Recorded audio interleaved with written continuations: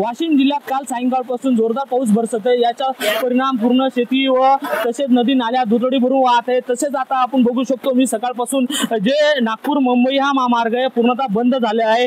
जुना हा महामार्ग असून या ठिकाणी जो वाहनाच्या रांगा लागल्या आहेत मागील 2 ते 3 तासापासून याच्या रांगा लागलेल्या आपल्याला याच्यावरून दिसून येते। तसेच या ठिकाणी जर जोरदार पाऊस असल्यामुळे अनेक या कुपसा फाट्यावरचे दुकानांमध्ये पाणी घुसले। तसेच मोठ्या प्रमाणात वाहनही या ठिकाणी मोठ्या प्रमाणात दिसून येते।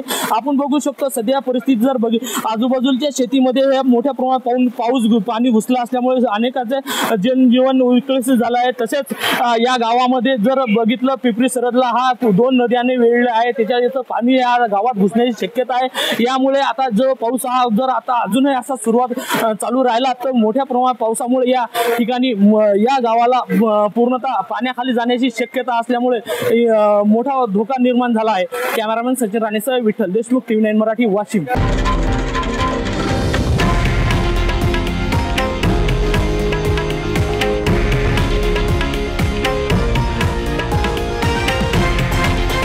हे आहे देशातील नंबर 1 न्यूज नेटवर्क आणि आपण पाहत आहात TV9 मराठी, एकमेव।